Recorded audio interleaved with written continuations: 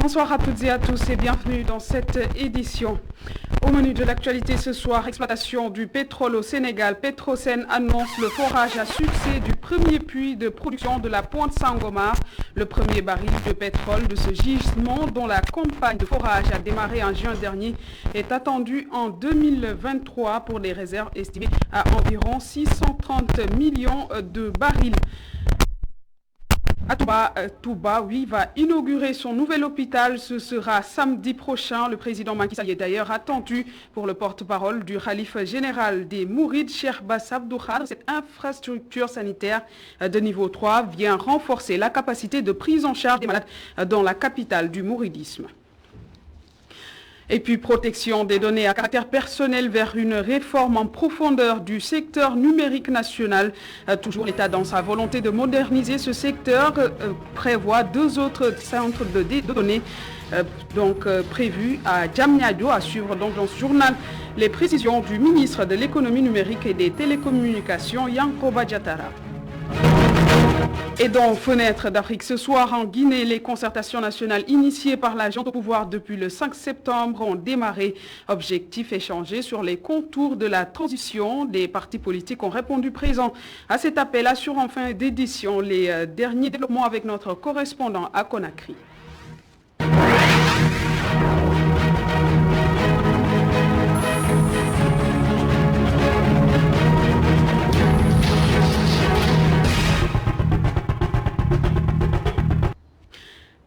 Bonsoir à tous. Affaire de trafic de faux passeports diplomatiques, le face-à-face des rappeurs Kilifeu et Sumon au juge du deuxième cabinet reporté à demain à 9h30. Mais quelle est la position de la société civile sénégalaise concernant ce scandale? Pour le directeur exécutif d'Amnesty Section Sénégal, l'État doit restreindre davantage la disposition ou la détention des passeports diplomatiques. Seydou Gassama au micro de Abdourahmane Di. Cette situation a été créée par l'État du Sénégal lui-même. Le passeport diplomatique est un document extrêmement important, prestigieux de l'État, qui devrait être réservé uniquement à ceux qui voyagent pour représenter l'État du Sénégal. Autrement dit, les ministres, les plus hauts fonctionnaires de l'État, à la limite les députés, mais ils n'auraient jamais dû être étendus aux conjoints des députés ou aux descendants des députés ou des ministres, etc. La faute revient d'abord à l'État, qui évidemment a commis cette grosse erreur d'étendre au fil des années. Je crois que ça a commencé avec Ablaïar pour les députés. Et finalement, c'est ce qui a abouti à cette situation. Des députés qui, en respectant bien sûr les présomptions d'innocence, auraient contracté des mariages fictifs pour faire bénéficier ce document donc à des femmes. Ce que je préconise, c'est qu'il faut que l'État reprenne les choses en main. Il faut que l'État revoie évidemment la question du passeport diplomatique, qui doit en bénéficier, qui ne doit pas en bénéficier.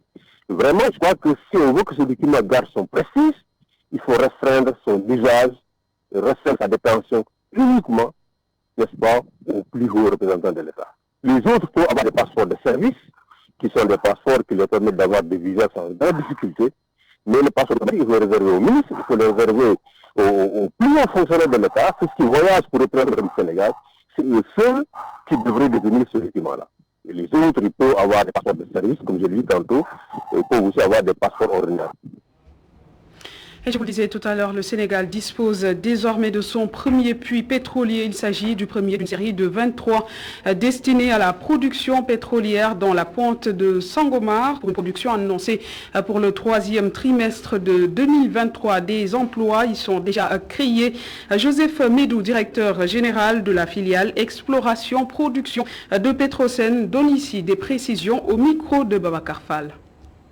Ce qui est attendu pour le Sénégal, c'est qu'au troisième trimestre 2023, que nous puissions démarrer en fait la production de pétrole. Donc, et c'est ça l'objectif. L'objectif de l'ensemble de ces puits que nous ferons, c'est pouvoir les raccorder à la plateforme qui est en train d'être construite en Chine. Et avec les installations que nous allons poser pour raccorder ces puits avec la plateforme, de manière à pouvoir commencer réellement la production de pétrole en 2023. Nous n'avons pas attendu le démarrage de la production pour créer des emplois. Il y a déjà des Sénégalais qui travaillent sur ce projet et sur les autres projets tels que GTA. Donc si vous allez au niveau du port, vous verrez, il y a pas mal de sociétés sénégalaises qui emploient des Sénégalais qui sont en train de travailler dans ce projet. Vous allez au site de FH, au Môle 8, il y a quasiment 1500 Sénégalais qui y travaillent. Vous allez au Môle 1, où il y a la Société sénégalaise de logistique. Ils ont beaucoup de Sénégalais qui y travaillent.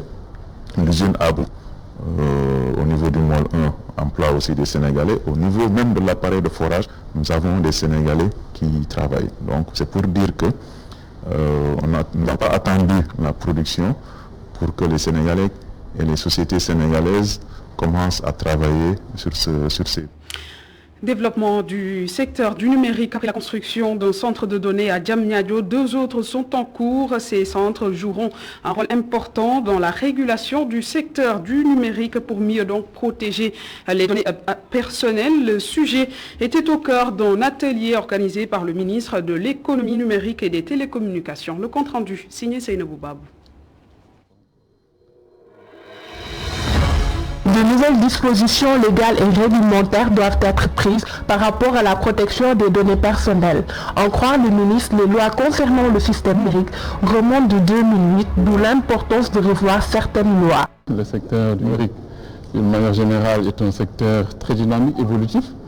Et aujourd'hui, on constate que son évolution dépasse souvent de loin l'évolution du cadre juridique et réglementaire.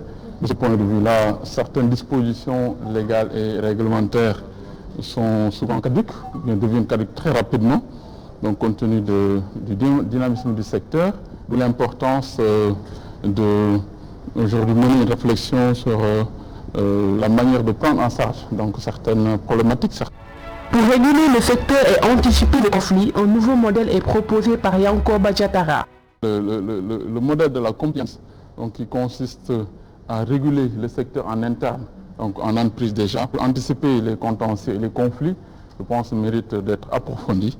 Donc c'est une approche de gouvernance et de gestion donc qu'il faut aujourd'hui essayer d'implémenter en Afrique. Le secteur du numérique est en perpétuelle évolution, d'où l'urgence de réviser les textes qui régissent la protection des données personnelles du Sénégal. Nous sommes aujourd'hui conscients que le Sénégal a pris les devants parce que, comme vous le savez, dans la gestion des données à caractère personnel, l'État avait déjà donc légiféré. En 2008, déjà, il y avait la loi sur la gestion des données à caractère personnel. Il y avait la CDP qui a été mise en place, qui est un organe de régulation donc, des données personnelles. Mais compte tenu du dynamisme du secteur et des enjeux de la donnée aujourd'hui dans le monde, il était important que nous puissions donc voir comment peut-être davantage accompagner le secteur. Par ailleurs, Yankoba Diattara a annoncé la construction de 2 nouveaux data centers à Kaolack et à Diamniadio, des espaces pour mieux sauvegarder les données personnelles.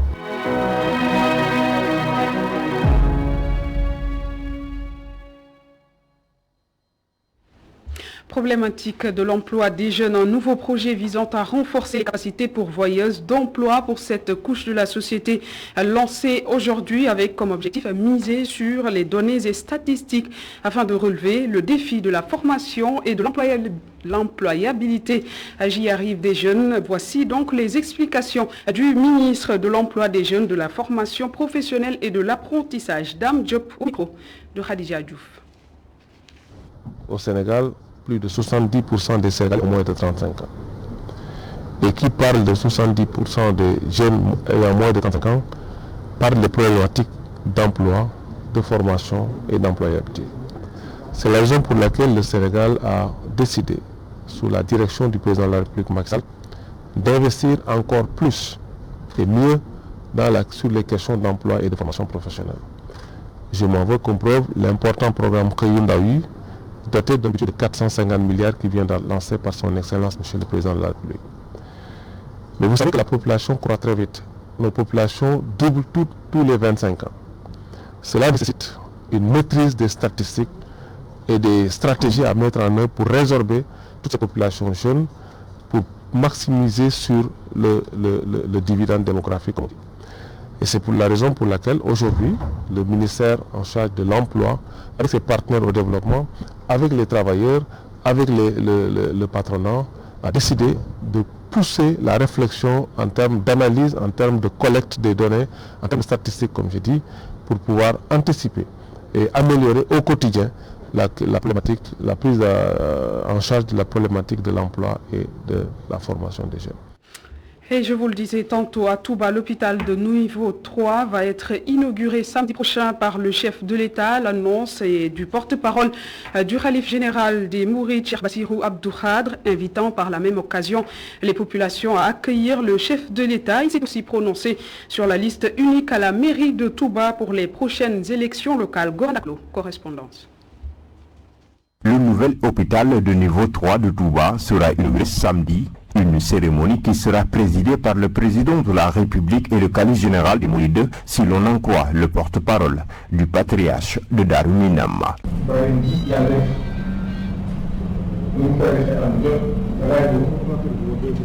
Ce samedi, Touba va accueillir le président de la République qui, à chaque approche du Grand Magal, rend visite au calife général. Et cette année, la visite du chef de l'État sera marquée par l'inauguration de l'hôpital de niveau 3 de Touba. Et c'est pour cette raison que Cheikh Mohamed Moutaka entend effectuer un déplacement pour l'ouverture du nouvel hôpital.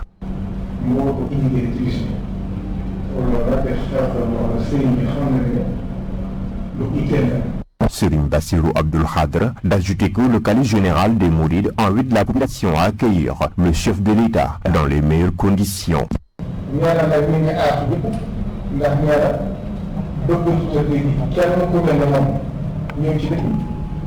Le calife invite les fidèles mourides à accueillir Macky Sall. Cheikh Mamadou Mountakha Mbacké exhorte les fidèles mourides à calmer les ardeurs. Le calife ne souhaite pas voir des manœuvres politiciennes pour saboter la venue du chef de l'État.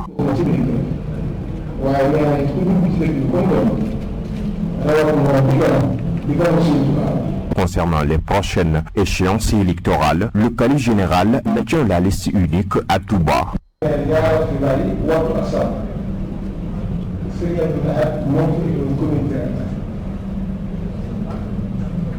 Cheikh Mamadou Mountakha réitère son engagement à conserver le legs de ses ancêtres qui ont initié la liste unique dans cette ville spéciale. Donc Touba n'aura qu'une seule liste aux prochaines élections. Face à la presse, le porte-parole du calife général des Mourides profite de la tribune pour inviter davantage les entreprises en charge de certains chantiers d'accélérer la cadence avant la célébration du 18 Safar. Et nous restons toujours à Touba en marge du Grand Magal. Le comité de veille sur la surveillance des stocks s'est réuni au ministère du Commerce pour faire le point sur l'approvisionnement du marché. Lors de cette rencontre, la tutelle a rassuré tous les acteurs venus de la ville sainte quant à l'approvisionnement correct du marché, mais aussi quant au respect des prix recommandés par l'État. Oumar Diallo, directeur du commerce intérieur, au micro de Babacar Seck. Les approvisionnements sont extrêmement satisfaisants en termes de disponibilité sur le marché. Et nous sommes à même de penser que sur nous n'aurons pas de problème d'approvisionnement d'ici 4 mois. Donc c'est l'ensemble de ces stocks ainsi agrégés qui ont été mis à la disposition du comité et qui ont été corrélés maintenant aux besoins pour l'organisation du Grand Magal de Touba. Et là, on a vu que nous avons eu des remontées qu'il y aurait des difficultés sur la disponibilité du sucre, mais avec les assurances qui nous ont été données aussi bien par la compagnie sucrière que par les importateurs de sucre, parce que n'oubliez pas que les importations ont été récemment ouvertes et nous avons une importante quantité qui est actuellement en train d'être dédouanée au port, déjà avec les 12 500 tonnes qui ont été mises sur le marché, ainsi que les 18 000 tonnes qui sont disponibles au niveau de la compagnie sucrière. Nous avons 30 000 tonnes de sucre qui sont à la disposition. Et sur ces 30 000 tonnes de sucre, Touba n'en a besoin que de 4 000. Et donc nous sommes dans les cordes pour pouvoir satisfaire largement ces demandes de Touba. Donc l'un dans l'autre, en tenant compte maintenant des observations qui nous ont été formulées par les différents fournisseurs et les différents commerçants de Touba, nous allons créer et mettre en place un comité de suivi qui va se charger pratiquement de répertorier toutes les commandes des grands commerçants de Touba, les mettre en rapport et les suivre avec le niveau des fournisseurs pour que dans un délai maximal de 10 jours, que toutes les commandes qui doivent arriver à Touba le soient en temps réel et avec un niveau de stock satisfaisant. Et puis le directeur général de l'informatique de l'État était aussi à Touba pour présenter au Khalife général des Mourides le projet Save City, un projet qui contribuera à la sécurisation de la cité religieuse. Cheikh Bahoum a aussi annoncé d'autres projets pour accompagner l'université. Cheikh Ahmadou Bamba de Touba, ses propos sont recueillis par notre correspondant à Touba, Gorandaklo. C'était l'occasion pour nous de présenter le projet Save City. Donc avec la mise en place des caméras intelligentes dans toute la ville de Touba pour lutter contre la criminalité, lutter contre l'insécurité au niveau de la ville de Touba, bien sûr en rapport avec les forces de défense et de sécurité qui sont chargées de l'exploitation de cette infrastructure. Également, nous avons parlé avec le Khalif sur la question de l'université Khadimou Rassoul. Là aussi, nous avons travaillé avec les équipes de l'université pour intégrer l'université à la fibre optique que nous déployons, mais également pour accompagner l'université dans la prise en charge de son fonctionnement par l'utilisation du digital. Vous l'avez sûrement remarqué, ces derniers temps, gendarmes comme policiers se sont déployés dans plusieurs ronds-points de la capitale, à Liberté. Les riverains, qui ignorent néanmoins la raison de cette forte présence des forces de l'ordre, estiment que cela pourrait diminuer l'insécurité sur ces zones, même si pour d'autres, les patrouilles nocturnes dans les zones à risque sont beaucoup plus opportuns. Reportage signé Aïssa Toukane. La présence d'éléments de la gendarmerie, de fourgonnettes et de véhicules de la police sur le point de Dakar est remarquable ces derniers temps. Ce que ce jeune garçon qui s'apprête à rejoindre ses amis pour une partie de football ne parvient pas à comprendre. Selon lui, il serait plus judicieux de déployer ces éléments de la sécurité dans les quartiers où les populations ne dorment plus du sommeil juste à cause de l'insécurité galopante.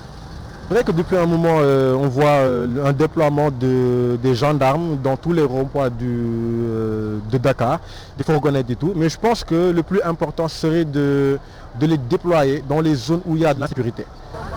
À quelques centaines de mètres plus loin, un scooter. Le conducteur estime qu'il n'y a rien de plus normal que ce déploiement de la gendarmerie et de la police dans les ronds-points de la capitale pour veiller à la sécurité des honnêtes citoyens. J'habite ici à Boulogne-sur-Saône, donc tout le temps j'ai vu les gendarmes là-bas, mais on ne m'a jamais contrôlé là-bas. Mais par contre hier j'étais à Hambourg, donc on m'a contrôlé 4 fois. Pour moi c'est positif quoi, pour notre sécurité. Vu qu'actuellement c'est les scooters qui agressent les gens. Un tel déploiement n'en vaut pas la peine. C'est ce que pense cet homme trouvé à Liberté 6. Pour ce cinquantenaire, cela ne fait que créer la panique. Je pense que l'État a peur, surtout à cause de ces coups d'État dans la sous-région. Peut-être aussi que c'est pour éviter certaines manifestations. En tout cas, on dirait que nous sommes en période de guerre. Ce n'est pas la peine de déployer tout ceci. Si pour la plupart la raison de ce déploiement d'éléments de sécurité est incompréhensible, pour d'autres il n'y a rien d'exceptionnel, si ce n'est service rendu aux populations. L'actualité, c'est aussi ce 14 septembre, le Sénégal se souvient de feu Serigne Abdou Aziz Sy Dabakh, rappelé à Dieu il y a 24 ans. Mame Abdou demeure toutefois dans le cœur des Sénégalais. Un grand régulateur social, celui qui fut khalife général des Tidjanes, s'est fort bien illustré lors des moments de troubles que connaît le Sénégal. Son portrait avec Papa Lunsar.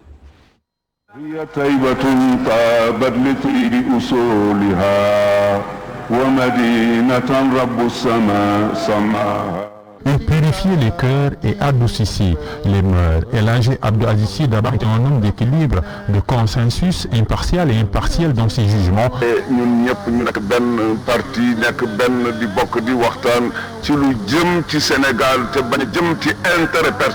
Ce qui lui a permis d'être une sentinelle dans l'espace social et politique. Dabakh avait les pieds sur terre et les yeux au ciel, très imprégné des réalités sociales. Le saint homme était aussi un homme de culture qui pouvait décoder les réalités ésotériques en des termes accessibles à tous.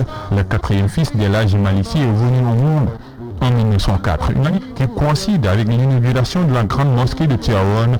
Point de hasard, la bonne étoile est tombée du ciel. Dabar parvient à maîtriser le Coran. Auprès de Serigne Adi Touré, le Coran, son fidèle compagnon durant toute son existence, et ses recommandations, le guide religieux en en fait son cheval de bataille. Ses connaissances sont solides et diverses. Son savoir reconnu dépasse les frontières. Illustration en 1965, Serigne Abdelaziz Dabar va prononcer le discours mémorable au Congrès islamique de la Mecque. Unificateur, bâtisseur et éducateur, Serigne Abdelaziz Dabar faisait l'unanimité. Il prie et continue de prier dans le cœur des Sénégalais. Le guide religieux disparaît le 4 septembre 1997, laissant derrière lui les fidèles en pleurs, la nature orpheline d'un être qui faisait beaucoup de bien dans ce monde. 24 ans après son rappel à Dieu, les enseignements de cet homme religieux sont toujours d'actualité.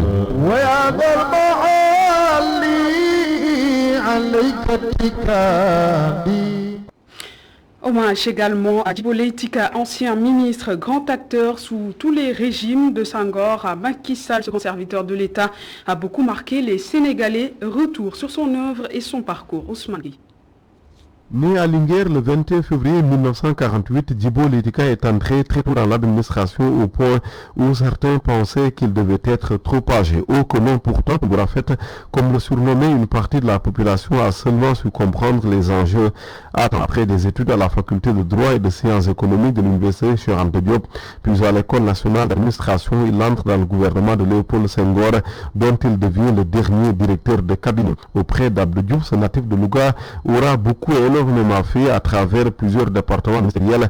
Entre 1981 et 1988, il est ministre de l'Information et des Télécommunications dans le gouvernement de Habib Thiam en remplacement de son oncle Daouda Sow. En 1983, il garde son poste dans le gouvernement de Moustapha Niasse. 5 ans plus tard, en 1988, il devient ministre du Plan et de la Coopération jusqu'en 1990. De cette année à 1991, Djibo Ka occupe les fonctions de ministre de l'Éducation nationale.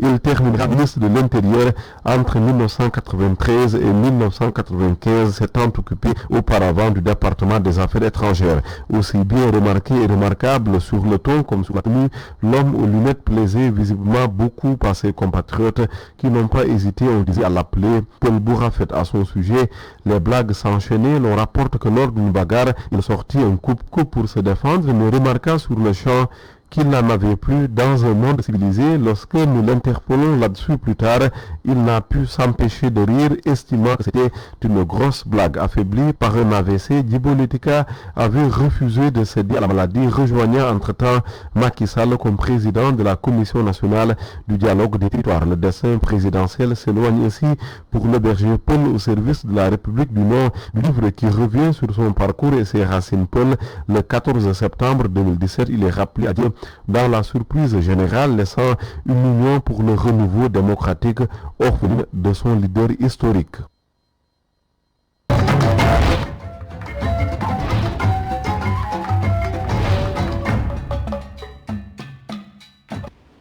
Fenêtre d'Afrique ce soir en Guinée où la junte a entamé aujourd'hui de vastes consultations avec tous les acteurs sociopolitiques. Un rendez-vous qui a enregistré la participation de nombreux leaders politiques en Guinée. Retour sur ce mouvement et les événements marquants ces derniers jours en Guinée. Mohamed Mouktar Soirée.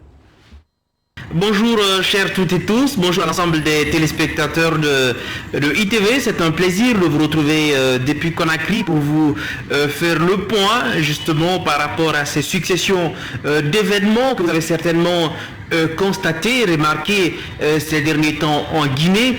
Il faut dire qu'après le coup d'état de la junte dirigée par Mamadi Doumbouya, le lieutenant-colonel Mamadi Doumbouya, qui a donc renversé le président Alpha Condé, beaucoup d'événements se sont succédés, donc les derniers en date, les consultations donc entre la junte et les acteurs sociopolitiques donc aujourd'hui en Guinée. Il faut dire effectivement que ces consultations ont démarré aujourd'hui, mardi, à 10h, entre 10h et 11h, et ça a commencé justement par les leaders politiques. On sait que ce sont des acteurs essentiels dans ce qui va devenir, on l'espère très très rapidement, une transition ou la transition prochaine. Donc en Guinée. Et les acteurs politiques aujourd'hui donc ont répondu à la convocation ou à l'invite donc du général Mamadi Doumbouya au Palais du Peuple. Alors il faut dire que les acteurs et les leaders politiques donc qui sont sortis de cette rencontre ont tenu des propos extrêmement élogieux. Ils étaient contents et heureux de le rencontrer. Ils ont surtout noté donc la volonté de Mamadi Doumbouya, donc dirigeant de cette junte, à aller vers une transition rapide, mais surtout à impliquer tout le monde. Cellou Dalein Diallo a réagi, Sidi Touré, pareil, lui aussi il a réagi, sauf qu'il faut dire qu'en Guinée, malheureusement, on a tellement de partis politiques, tellement de leaders politiques, des partis souvent peu ou pas connus du tout, donc ça fait que tous n'ont pas pu avoir accès à la salle. Etienne Soropogui, qui est par exemple lui connu, lui-même n'a pas pu avoir accès à la salle. Vous vous souvenez, il a été emprisonné et il a été récemment libéré. Donc voilà un peu ce qu'il y a lieu de dire. Et puis il y a donc l'annonce aussi qui donc va permettre graduellement la réouverture des frontières. Donc le Sénégal, c'est avant le 24, et donc il y a la frontière également avec la Guinée-Bissau, la Côte d'Ivoire, quasiment nombre de pays voisins. Donc aujourd'hui, il faut dire que cette junte militaire est clairement en train de prendre des décisions importantes.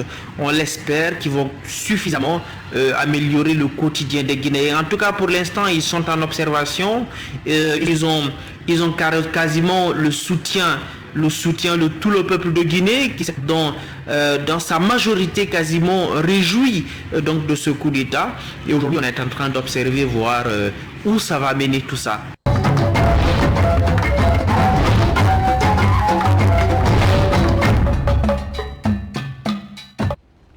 Voilà, mesdames, messieurs, qui met en terme à cette édition. Merci de l'avoir suivi. Excellente suite des programmes sur ITV.